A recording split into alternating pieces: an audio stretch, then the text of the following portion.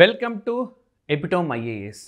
So మనం ఈ సెషన్లో ఈ వీక్లో జరిగిన ముఖ్యమైన కరెంట్ అఫైర్స్ ఇష్యూస్ అన్నీ కూడా ఒక రౌండప్ రూపంలో చెప్దాము.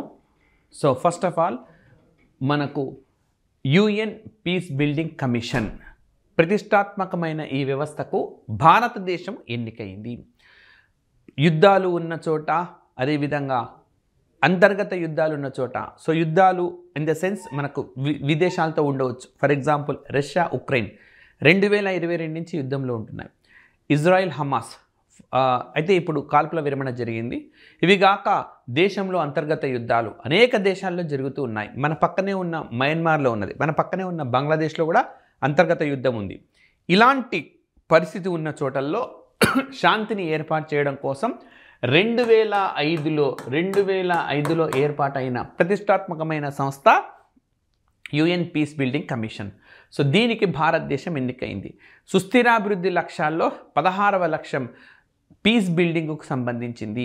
విధంగా భారత రాజ్యాంగంలో ఆదేశక సూత్రాల్లో 51వది అంతర్జాతీయ శాంతి కోసం భారత్ కృషి చేయాలి అన్న ఒక అంశం ఉన్నది. ఈ విధంగా సుస్థిరాభివృద్ధి లక్ష్యాల సాధనలో భాగంగా భారత ఆదేశక సూత్రాల ఉన్న అంశాల ఆధారంగా ఈ వ్యవస్థకు భారత్ సేవలు అందించబోతుంది 2025-26 సంవత్సరానికి కాను. నెక్స్ట్ వార్తాంశము OPCW, organisation for prohibition of chemical weapons, రసాయన ఆయుధాలు లేకుండా చేసేందుకు ఏర్పాటు అయిన సంస్థ. నెదర్లాండ్స్లోని ది హేగ్ కేంద్రంగా పనిచేస్తూ ఉంటుంది. నెదర్లాండ్స్లో ది హేగ్ అనేది మనకు ఇంటర్నేషనల్ కోర్ట్ ఆఫ్ జస్టిస్ ఉంటుంది, ఇంటర్నేషనల్ క్రిమినల్ కోర్టు కూడా ఉంటుంది. నెదర్లాండ్స్లో ది హేగ్లో ఇంటర్నేషనల్ కోర్ట్ ఆఫ్ జస్టిస్ ఉంటుంది, ఇంటర్నేషనల్ క్రిమినల్ కోర్ట్ రెండు ఉంటాయి. ఎట్ ద సేమ్ టైం మనకు ఈ OPCW కూడా ఉంటుంది. 1997లో ఎస్టాబ్లిష్ అయింది OPCW. అదేవిధంగా 2013లో నోబెల్ శాంతి బహుమతిని కూడా పొందింది. ఎక్కడైనా యుద్ధాల్లో రసాయన ఆయుధాలు వాడితే అది నివేదిక సమర్పిస్తుంది. ఫర్ ఎగ్జాంపుల్ 2018లో సిరియా దేశంలో సిరియా ప్రభుత్వమే, సిరియా రూలరే తన ప్రజలపైనే వీటిని వినియోగించినారని చెప్పి ఇది నిర్ధారించింది.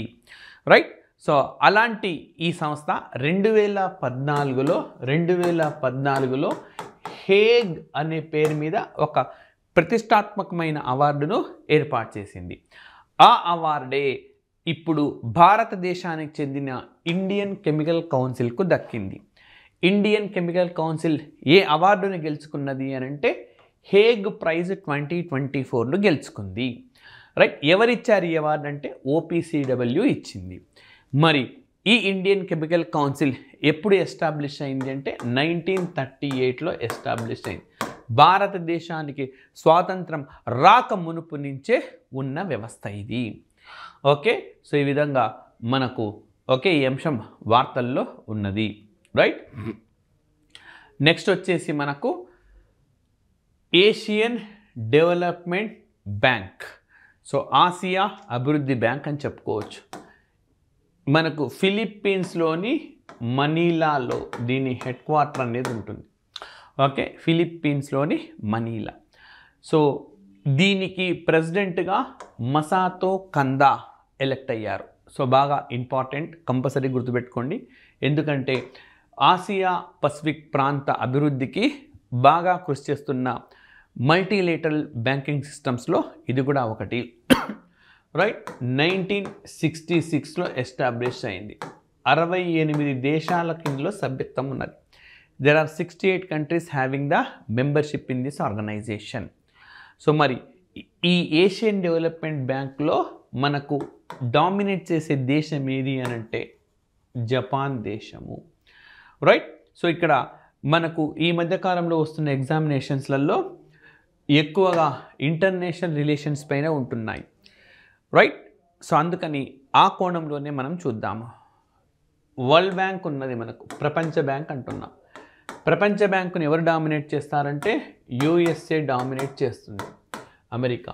సో అమెరికా ఎవరు అనుకుంటే వాళ్ళే వరల్డ్ బ్యాంక్ ప్రెసిడెంట్ అవుతారు. ఇప్పుడున్న అజయ్ బంగాని ఏరికోరి తీసుకొని వచ్చింది ప్రస్తుత అమెరికా ప్రెసిడెంట్ జో బైడెన్. నిజానికి అంతకుముందు ఉన్న వ్యక్తిని ట్రంప్ తీసుకొని వచ్చినాడు. అయితే ఇంతకు ముందున్న ప్రెసిడెంట్ ఈ ఓకే మనకు అజయ్ బంగాకు ముందున్న ప్రెసిడెంట్ ఎన్వైర్న్మెంట్ ప్రాజెక్ట్ అని పెద్దగా పట్టించుకోలేదు. సో అంటే పొల్యూషన్ కాలుష్యాన్ని కలిగించే వ్యవస్థలకు కూడా లోన్స్ ఇచ్చారు. కానీ రైట్ బైడెన్ పొల్యూషన్ కలిగించే సంస్థలకు వేటి కూడా లోన్ ఇవ్వకుండా ముందస్తు ఇన్స్ట్రక్షన్స్ తోటి రైట్ ప్రయర్ ఇన్స్ట్రక్షన్స్ తోటి ఈయన అపాయింట్ చేశాడు. ఆ విధంగా అమెరికా డామినేట్ చేస్తుంది. అదేవిధంగా మనకు ఏడీబీలో జపాన్ డామినేట్ చేస్తుంది.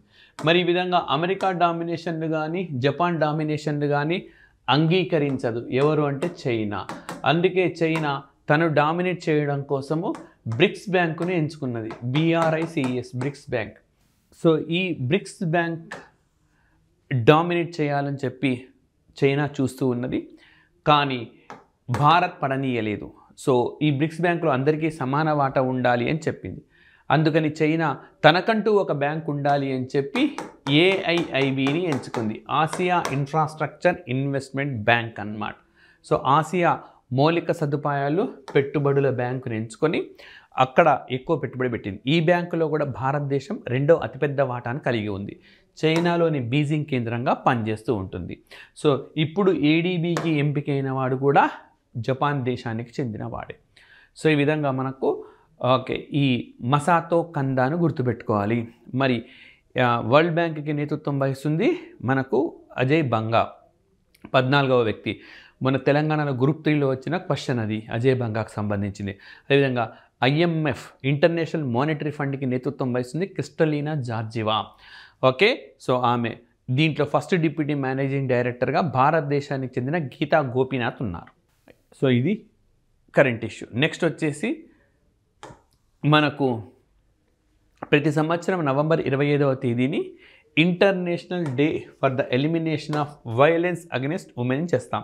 అంటే మహిళలకు వ్యతిరేకంగా హింసను జరగకుండా ఉద్దేశించిన అంతర్జాతీయ రోజు. సో మహిళలకు వ్యతిరేకంగా ఎలాంటి హింస అనేది జరగరాదు. ఏ రోజు అది అని అంటే నవంబర్ 25. సో నవంబర్ 25 నుంచి డిసెంబర్ 10 వరకు ఇది UN హ్యూమన్ రైట్స్ డే, ఐక్యరాజ్య సమితి మానవ హక్కుల రోజు. ఈ 16 రోజుల పాటు వేడుకలు చేస్తూ ఉన్నారు. మహిళలపై హింసలు జరగకుండా అండ్ అవేర్నెస్ కలిగించడం, చట్టాల పట్ల అవగాహన కల్పించడం, వీటన్నిటి ఉద్దేశంతో. మరి ఈ వరల్డ్ హెల్త్ ఆర్గనైజేషన్కి సంబంధించిన south east Asia regional director Saima Wazed దీన్ని ప్రారంభించినారు.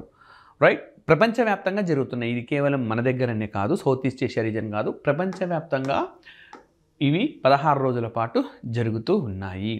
రైట్ 16 మనకు ప్రధానమంత్రి గతిశక్తి యోజన అనే పథకంలో ఎన్ని మినిస్ట్రీస్ ఉన్నాయంటే 16 మినిస్ట్రీస్ ఉన్నాయి. 16 మంత్రిత్వ శాఖలు ఇందులో భాగంగా ఉన్నాయి. సో ఈ విధంగా మనకు ఈ ఇష్యూ కూడా న్యూస్లో ఉన్నది. నెక్స్ట్ ఓకే వచ్చేసి మనకు cease fire between Israel and Hezbollah. So 27th November నుంచి ఇది అమల్లోకి వచ్చింది. సీజ్ ఫైర్ అంటే కాల్పుల విరమణ. రైట్ కాల్పుల విరమణ. రైట్ సో మనకు 14 నెలలుగా okay for the last 14 months right ఈ ఇజ్రాయిల్ హెజ్బుల్లాల మధ్య యుద్ధం అనేది ఎడతెరిపి లేకుండా కొనసాగుతూనే ఉంది. దీనికి ముగింపు పలకడమే ఓకే దీని ముఖ్య ఉద్దేశం అన్నమాట. సో ఈ మీన్వైల్ ఈ కాల్పుల విరమణ జరుగుతున్న సందర్భంలో రైట్ చర్చలు అనేవి జరిగి ఈ సమస్యకు సానుకూల పరిష్కారం తీసుకురావాలన్న లక్ష్యంగానే చూస్తూ ఉన్నారు. రైట్ అండ్ నెక్స్ట్ న్యూస్ ఇష్యూకి వెళ్తే ఇండ్ బ్యాంక్ మనకు వార్తల్లోకి వచ్చింది. ఎందుకు అనంటే యూనిసెఫ్ అని చెప్పి న్యూయార్క్ కేంద్రంగా పనిచేసే సంస్థ దాంతో జట్టు కట్టింది. సో ఏ బ్యాంక్ ఇది అనంటే ఇండ్ బ్యాంక్. ఎందుకు అనంటే climate risk and enhance community residence in 5 districts. So మన దేశవ్యాప్తంగా ఒక 5 జిల్లాలను ఎంపిక చేశారు. సో ఆ జిల్లాలు కూడా పెద్దగా గుర్తుపెట్టుకోవాల్సిన అవసరం ఏం లేదు మనం. బట్ యూనిసెఫ్ అనే సంస్థతోటి ఒప్పందం కుదుర్చుకున్న భారతదేశానికి చెందిన బ్యాంక్ ఏది అంటే ఇండ్ బ్యాంక్ అని చెప్పి ఉంది మనకు. అయితే ఇది మనం చదువుతున్న సందర్భంలో ఇంకోటి కూడా ఓకే చూద్దాం. పీసీఏఎఫ్ అని చెప్పి ఉన్నది, పార్ట్నర్షిప్ ఫర్ కార్బన్ ఓకే సంబంధించింది, పార్ట్నర్షిప్ ఫర్ కార్బన్ ఇష్యూస్కు సంబంధించింది. అది ఏమి ఒప్పందం మనకు అని అంటే రైట్. ఇప్పుడు ప్రతి బ్యాంకు నుంచి చాలామంది రుణాలు తీసుకుంటూ ఉంటారు.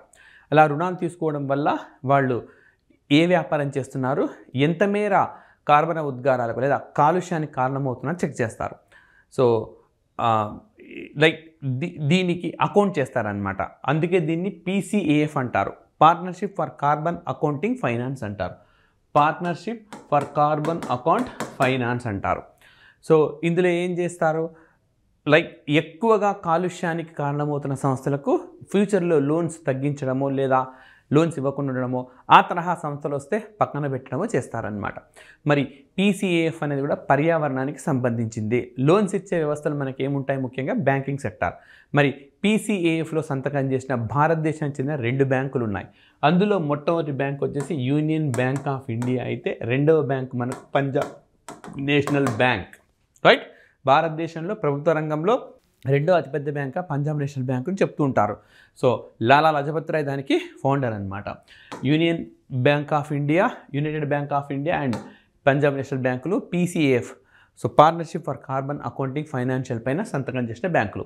సో ఇప్పుడు మొత్తం 3 బ్యాంకులు మనం వార్తల్లో ఉన్నాయి, గుర్తుపెట్టుకోవాలి. పర్యావరణానికి సంబంధించి వార్తలోనే వేరే వేరే అంశాలు అయితే బాగా వార్తల్లో ఉండొచ్చు. ఫర్ ఎగ్జాంపుల్ మనకు స్టార్టప్లకు ప్రత్యేక బ్రాంచ్ ఓపెన్ చేసిన బ్యాంక్ ఏది, బ్యాంక్ ఆఫ్ మహారాష్ట్ర ఉన్నదన్నమాట. సో అట్లా చాలా బ్యాంకులు ఉన్నాయి. పర్యావరణానికి సంబంధించి వార్తల్లో ఉండే బ్యాంకింగ్ ఇష్యూస్ని నేను డిస్కస్ చేసిన. నెక్స్ట్ వచ్చేసి మనకు జాతీయ అంశాలు. మన భారత రాజ్యాంగం ప్రపంచంలోనే అతిపెద్ద రాజ్యాంగము. ఇంత పెద్ద రాజ్యాంగం మరెక్కడ కూడా లేదు. అలాంటి ఈ రాజ్యాంగాన్ని ఇప్పుడు ఆమోదించి 70 సంవత్సరాలు పూర్తయింది. నవంబర్ 26 నాటికి భారత రాజ్యాంగం ఆమోదం పొంది ఎంతకాలం పూర్తి అయిందంటే 75 ఇయర్స్ అనేది పూర్తయింది. మరి వేడుకలు సంవత్సరం పాటు నిర్వహించాలని చెప్పి కేంద్ర ప్రభుత్వం నిర్వహించింది, కొనసాగిస్తూ ఉంది. మళ్ళీ ఇప్పుడు న్యూస్ ఇష్యూ ఏంటంటే సాంస్క్రిట్ అండ్ మైథిలి ఈ 2 భాషల్లో కూడా భారత రాజ్యాంగాన్ని అందుబాటులోకి తెచ్చినారు. అడుగుతారు, ఇటీవల ఏ 2 భాషల్లో భారతదేశపు రాజ్యాంగాన్ని అందుబాటులోకి తెచ్చారు అని చెప్పి. సాంస్క్రిట్ అండ్ మైథిలి ఈ 2 కూడా మనకు 8వ షెడ్యూల్లో ఉన్నవి. 8th షెడ్యూల్లో మొత్తం మనకు 22 భాషలు ఉంటాయి. అందులో ఈ 2 భాషలు కూడా ఉన్నాయి. రైట్. సో ఆ విధంగా మనకు ఈ అంశం. మరి 26 నవంబర్ నాడు ఎందుకు అన్వీల్ చేశారంటే 26 నవంబర్ అనేది మనకు భారత రాజ్యాంగాన్ని ఆమోదించిన రోజు. సో 1949 నవంబర్ 26న ఆమోదించినారు. ఇది భారత రాజ్యాంగాన్ని ఆమోదించిన రోజు, న్యాయ రోజు, ప్రపంచ సుస్థిర రవాణా రోజు, అదేవిధంగా మనకు జాతీయ పాల రోజు, national milk day, world sustainable transport day, law day, constitution డేగా కూడా జరుపుతాము. ఈ కాన్స్టిట్యూషన్ డేని ఎప్పటి నుంచి జరుపుతున్నామంటే 2015 నుంచి దీన్ని నిర్వహిస్తూ ఉన్నాం. అండ్ దెన్ భారతదేశంలో చైల్డ్ మ్యారేజెస్కు సంబంధించి మనకు ఒక నివేదిక విడుదలైంది. చాలా ఇంపార్టెంట్.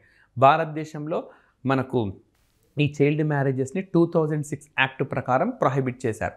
ఈ చట్టం చాలా బాగా పనిచేస్తుందని చెప్పి ఈ రిపోర్ట్ కూడా పనిచేసింది. అంతవరకు మనకు బ్రిటిష్ కాలంలో ఏజ్ ఆఫ్ కన్సెంట్ యాక్ట్ అని, శారదా యాక్ట్ అని చెప్పి 1978లో ఒక యాక్ట్, ఇట్లా రకరకాలుగా వచ్చినాయి. 2006లో మాత్రం బాల వివాహాలు జరిగితే అది నేరంగా పరిగణించే చట్టం కూడా వచ్చింది. మరి ఇప్పుడు మనకు union women and child development minister నివేదిక ఇచ్చారు. సో ఏమని చెప్తూ ఉన్నారు, substantial reduction in child marriages, బాల్య వివాహాల్లో భారీ ఎత్తున తగ్గుదల నమోదైంది. సో రైట్ 2019 మనకు 2006లో 2006లో 47.9% బాల్య వివాహాలు జరిగేవి. అంటే 100 మంది 18 ఏళ్ల లోపు వాళ్ళు 100 మంది ఉంటే 47 మందికి పెళ్లి చేసేవాళ్ళు. ఇప్పుడు ఆ సంఖ్య 23.3%కి వచ్చింది 2019-21 నాటికి. సో మీరు ఈ సమాచారాన్ని గ్రూప్ 1 మెయిన్స్లో కూడా వినియోగించుకోవచ్చు. చట్టాలు పటిష్టంగా అమలు చేసినప్పుడు వచ్చే ఫలితాలు ఇవి. చట్టం ఇది బాగా అమలవుతుంది అని చెప్పడానికి ఇదొక ఉదాహరణ. ఇది ప్రభుత్వమే మనకు నివేదికలో స్పష్టంగా పేర్కొంది. చట్టం వచ్చిన తర్వాత చాలా మార్పు కనపడుతుంది అని చెప్పి. Okay. So prevention of child marriage, this success is attributed to the prevention of child marriage act. Okay, బాల్య వివాహాల రైట్ నిరోధానికి దీన్ని అట్రిబ్యూట్ చేశారు. మరి in the last 5 years it declined by 3.5 points to reach 23.3% in 2021. Right. So 2020-21 నాటికి ఇంతకు తగ్గిపోయింది. So national family health survey 5 data ప్రకారం కూడా ఈ అంశాన్ని చూసినారు. ఓకే, సో మరి భారతదేశంలో ఈ చైల్డ్ మ్యారేజెస్ అతి ఎక్కువగా ఎక్కడ జరుగుతున్నాయంటే వెస్ట్ బెంగాల్ రాష్ట్రంలో జరుగుతున్నాయి, ఆ తర్వాత బీహార్ రాష్ట్రంలో జరుగుతున్నాయి, ఆ తర్వాత త్రిపుర రాష్ట్రంలో జరుగుతున్నాయి. సో భారతదేశంలో బాల్య వివాహాలు జరుగుతున్న వాటిని ఎక్కువ నుంచి తక్కువకు అమర్చండి అని చెప్పి అడిగితే సో మనం వెస్ట్ బెంగాల్, బీహార్ అండ్ త్రిపుర అనేవి పెట్టాల్సి ఉంటుంది. అండ్ నెక్స్ట్ మనకు రైట్ సుప్రీంకోర్టు చాలా కీలకమైన జడ్జిమెంట్ ఇచ్చింది. మనందరికీ తెలిసిందే కుల వ్యవస్థ అనేది హిందూ మతంలో కనిపిస్తుంది, రైట్. సో మిగతా మతాల్లో దాదాపుగా కుల వ్యవస్థ అనేది ఉండదు. సో అందరినీ ఈక్వల్గానే చూసే సిస్టమ్ అన్నమాట. సో హిందూ మతంలో కూడా ప్రారంభం నుంచి లేదు, ప్రారంభం నుంచి లైక్ ప్రొఫెషన్ ఆధారంగానే కులం అనేది నిర్ణయించినారు. అందుకే మనకు దయానంద సరస్వతి గారు గో బ్యాక్ టు వేదాస్ అన్నారు. వేదాల్లో ఏముంది, బాగా చదువుకుంటే బ్రాహ్మణని, యుద్ధాల్లో ఆరితేరితే క్షత్రియుడని, వ్యాపారంలో ఆరితేరితే వైశ్య అని చెప్పి ఇవి ఏవి కాకుండా మిగతా వృత్తులు చేపడితే శూద్ర అనేవాడు.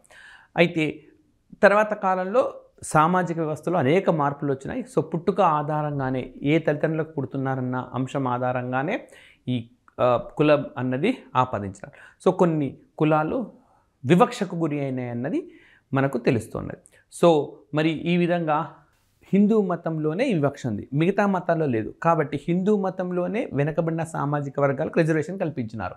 సో విద్య ఇతర వ్యవస్థల్లో ఆర్టికల్ 15 ప్రకారము, ఉద్యోగాల్లో ఆర్టికల్ 16 ప్రకారము మనకి రిజర్వేషన్ వర్తిస్తుంది.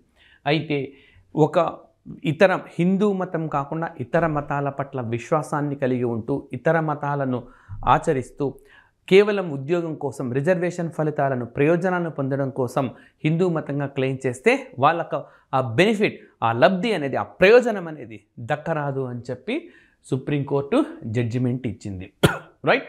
సో చాలా ఇంపార్టెంట్ ఈ జడ్జిమెంట్ మన గతంలో మద్రాస్ హైకోర్టు ఇచ్చింది. ఆ జడ్జిమెంట్ని తాజాగా సుప్రీంకోర్టు పునరుద్ఘాటించింది. సో ఈ విధంగా మనకు దీనిపైన కంపల్సరీగా క్వశ్చన్స్ వస్తాయి మనకు, ఎందుకంటే దేశవ్యాప్తంగా చర్చలో ఉన్న అంశం ఇది. అసలు దళితులు ఇతర మతాల్లోకి కన్వర్ట్ అయితే వాళ్ళకు రిజర్వేషన్ ఇవ్వాలా వద్దా అని చెప్పి మనకు సుప్రీంకోర్టు మాజీ ప్రధాన న్యాయమూర్తి బాలకృష్ణ నేతృత్వంలో ఒక కమిటీ కూడా నియమించినారు, రైట్. సో మరి ఈ విధంగా ఈ అంశం అనేది ఉన్నది. Next pan 2.0 project. So pan అంటే మనందరికీ తెలిసిందే పర్సనల్ అకౌంట్ నంబర్. 1972లో భారతదేశంలో ఎంటర్ అయిన వ్యవస్థ ఇది. మరి ఈ పాన్ అనేదానికి అది 2.0 స్టార్ట్ అయింది. మొదటిదేమో పాన్ 1, ఇప్పుడు పాన్ 2 స్టార్ట్ చేసినారు. సో ఇది దేనికి సంబంధించి సాంకేతికతను వినియోగించుకోవడం కోసం, ఓకే, సాంకేతిక పరిజ్ఞానాన్ని పూర్తి స్థాయిలో వినియోగించుకునే ఉద్దేశంతో మనకు పాన్ 2.0 అనేది ప్రవేశపెట్టారు, రైట్. ట్యాక్స్ డిడక్షన్స్ ఇవన్నీ కూడా ఉంటాయి. అండ్ ఇందులో మనకు క్యూఆర్ కోడ్ కూడా ఉంటుంది. సో క్యూఆర్ కోడ్ స్కాన్ చేయడం ద్వారా ఎక్కడికక్కడ గణాంకాలు అనేవి మనకు నేరుగా కనిపిస్తూ ఉంటాయి. సో ఈ విధంగా మనకు పాన్ 2.0 కూడా వార్తల్లో ఉన్నది. అండ్ నెక్స్ట్ రైట్, మరి సౌత్ కొరియాలో బూసాన్ అనే ప్రాంతంలో మనకు సదస్సు జరుగుతుంది. ప్లాస్టిక్ అన్నమాట. ఈ ప్రపంచంలో పొల్యూషన్ కారకాల్లో ప్లాస్టిక్ను కూడా మనం చెప్పుకోవచ్చు, అతిపెద్ద కారకంగా ఉన్నది. మరి ఈ ప్లాస్టిక్ అనేది లేకుండా చేయడం కోసం బూసాన్లో చర్చ జరుగుతుంది. సో భారత్ ఏం ప్రతిపాదించిందంటే ఒక మల్టీలేటరల్ ఫండ్, ఒక బహుళ వ్యవస్థను, నిధిని ఏర్పాటు చేయాలి. నిధి ఉన్నప్పుడు యాజ్ ఈజ్గా అంటే డబ్బులు అందాలి కదా. సో ఎందుకనంటే ఇప్పటికిప్పుడు ప్లాస్టిక్ రద్దు చేయాలంటే ప్రత్యామ్నాయం కావాలి. సో మరి దాన్ని మనం తయారు చేయాలి అని అంటే ఖచ్చితంగా వీ నీడ్ అమౌంట్, ఇన్వెస్ట్మెంట్. లేకపోతే ఉన్న ప్లాస్టిక్ పైన ఆధారపడిన సంస్థలు మూసివేసి ప్రత్యామ్నాయంగా వెళ్ళాలి. అలా వెళ్ళాలంటే వాటికి కూడా ట్రైనింగ్ ఇవ్వడము, వాటికి మూలధనానికి సాయం చేయడము, లైక్ ప్రత్యామ్నాయ వ్యవస్థను ఏర్పాటు చేసుకోవడం కోసం వారికి సమయం ఇవ్వడం, ఇవన్నీ చేయాలంటే నిధి అవసరం అవుతుంది. సో అందుకని ఒక నిధిని ఏర్పాటు చేయాలని భారత్ ప్రస్తావించింది. నేరుగా అడుగుతారనమాట. ప్లాస్టిక్ పైన పోరాడడం కోసం భారత్ ఎక్కడ జరుగుతున్న సమావేశంలో ఏ ప్రతిపాదన చేశారని సౌత్ కొరియాలో బూసాన్లో జరుగుతున్న దానిలో ప్రతిపాదన చేశారు. Next undergraduate degree program. So మనకు యూజీసీ వాళ్ళు భారతదేశంలో ఈ మొత్తం యూనివర్సిటీ వ్యవస్థ హెడ్ అపెక్స్ ఆర్గనైజేషన్ ఏదంటే యూజీసీ. 1956-57 ఆ ప్రాంతంలో ఏర్పడింది యూనివర్సిటీ గ్రాంట్స్ కమిషన్. సో ఇప్పుడు ఈ వ్యవస్థకు ఒక తెలుగువాడి నేతృత్వం వహిస్తున్నాడు. తెలంగాణలో నల్గొండకు చెందినవారు. మీకు తెలిస్తే ఎవరో యూట్యూబ్ వేదికగా స్పందించండి. ఓకే, సో మరి ఇప్పుడు డిగ్రీలో ఫ్లెక్సిబిలిటీ తీసుకొచ్చినారు. సో ఎవరైనా తొందరగా పూర్తి చేయాలనుకుంటే పూర్తి చేయొచ్చు, లేదు ఇంకాస్త సమయం తీసుకొని కూడా పూర్తి చేయాలనుకుంటే చేసుకోవచ్చు. అంటే డ్యూరేషన్కి సంబంధించి 3 years మాత్రమే ఉండకుండా ఫ్లెక్సిబిలిటీని తీసుకురావడం ద్వారా ఈ కొత్త అంశాన్ని తెరపైకి తీసుకొని వచ్చినారు. అండ్ నెక్స్ట్ అదేవిధంగా మనకు ఉగ్రవాదానికి వ్యతిరేకంగా పోరాడే నేషనల్ సెక్యూరిటీ గార్డ్ 1984లో ఏర్పాటైన వ్యవస్థ అన్నమాట. సో మరి ఈ ఇంపార్టెంట్ వ్యవస్థ, ముఖ్యమైన ఆర్గనైజేషన్ ఇటీవలి కాలంలో మనకు జమ్మూ నగరంలో ఒక పర్మనెంట్ హబ్ను ఏర్పాటు చేసింది. శాశ్వత ప్రాతిపదికన ఒక హబ్ను ఏర్పాటు చేసింది. పర్మనెంట్ నేషనల్ సెక్యూరిటీ గార్డ్ని ఏర్పాటు చేస్తూ నిర్ణయం తీసుకుంది. సో ఎందుకు ఇది ఏర్పాటు చేయాల్సి వచ్చింది అని అంటే, ఇది మనందరికీ తెలిసిందే కదా, జమ్మూ అండ్ కాశ్మీర్లో ఇటీవలి కాలంలో ఉగ్రవాద చర్యలు, యాక్టివిటీస్ అనేవి మెల్లిమెల్లిగా పెరుగుతూ వస్తున్నాయి. వాటిని విజయవంతంగా నిరోధించుకునే ఉద్దేశంతో ఈ మేరకు నిర్ణయం తీసుకున్నారన్నమాట. రైట్. అండ్ అదేవిధంగా మనకు శుక్రయాన్, వీనస్ మిషన్ అన్నమాట. సో భారతదేశము శుక్రగ్రహం పైనకి మిషన్, ఇప్పటికే చంద్రగ్రహంపై మిషన్ విజయవంతమైంది భారతదేశంలో. చంద్రయాన్ 1, చంద్రయాన్ 2, చంద్రయాన్ 3. చంద్రయాన్ 2 ఆశించిన రీతిలో ఫలితం సాధించకపోయినా చంద్రయాన్ 1, చంద్రయాన్ 3 మంచి సక్సెస్ అయినాయి. అదేవిధంగా మనకు Aditya L1, so long range point అని ఉంటుంది. సో అది కూడా మనకు సక్సెస్ అయింది. ఇప్పుడు తాజాగా శుక్రయాన్ దానికి కేంద్రం సమాయత్తమవుతుంది. మరి ఇందుకు గాను క్యాబినెట్ ఎంత మొత్తం ఆమోదించిందంటే 1236 crore ఆమోదించింది. చంద్రయాన్ 4కి 2104.06 crore ఆమోదించింది. అదేవిధంగా 20,000 కోట్లకు పైగా అంతరిక్ష స్టేషన్కు కేంద్రం ఆమోదం తెలిపింది. అదేవిధంగా న్యూ జనరేషన్ లాంచ్ వెహికల్కు 8,000 కోట్లకు పైగా తన ఆమోదాన్ని కేంద్రం తెలిపింది. తాజాగా మనకు శుక్రయాన్కు 1236 crore కేటాయించింది. మరి 2028లో దీన్ని ప్రయోగించబోతున్నారు. సో చాలా ఇంపార్టెంట్ అనమాట, గుర్తుపెట్టుకోవాల్సిన అంశం. 2028లో ఒలింపిక్స్ మనకు అమెరికాలోని లాస్ ఏంజల్స్లో జరగబోతున్నాయి. అమెరికాలోని లాస్ ఏంజల్స్లో 2028లో, 2032లో ఆస్ట్రేలియాలోని బ్రిస్బెయిన్లో జరగబోతున్నాయి. బ్రిస్బెయిన్లో 2036లో నిర్వహించేందుకు భారత్ సమాయత్తమవుతుంది. సో 2028 అనగానే ఏం గుర్తుకు రావాలో మనకు? అమెరికాలోని లాస్ ఏంజల్స్ గుర్తుకు రావాలా, శుక్రయాన్ కూడా గుర్తుకు రావాల్సి ఉంటుంది. రైట్. అండ్ ఈ విధంగా మనం మరి దీనికోసం LVM-3 అనే వాహక నౌకను ప్రయోగించబోతున్నారన్నమాట. Right. And next Diviti Reddy. So Telangana ప్రాంతం చెందిన, హైదరాబాద్ చెందినవాడు. సో ఎవరికి చెందినవాడని కాదు, బట్ ఇతను ఒక గొప్ప విజయం సాధించినాడు. 8 ఏళ్ల ఈ దివిటి రెడ్డి రైట్ మనకు అండర్-8 వరల్డ్ క్యాడెట్ చెస్ ఇందులో ఛాంపియన్షిప్లో అగ్రస్థానానికి వెళ్ళాడు. సో దివిత్ సెక్యూర్డ్ 9 సో మొత్తం 11 గాను 9 పాయింట్స్ సంపాదించి గోల్డ్ మెడల్ సంపాదించినాడు. సాత్విక్ స్వెయిన్ని అతనితో టై బ్రేక్ కావడం వల్ల ఇతనికి ఈ ఎడ్జ్ అనేది దక్కినట్టు, పాయింట్స్ పరంగా అగ్రస్థానంలోకి వెళ్ళినాడు. ఈ విధంగా అండర్-8 కాంపిటీషన్లో ఇతను అగ్రస్థానంలో మనకు నిలిచాడు. సో ఇవి ఈ వారానికి సంబంధించిన ముఖ్యమైన వీక్లీ రౌండప్. సో మరొక అంశంతో నెక్స్ట్ సెషన్లో కలుద్దాం. Thank you very much.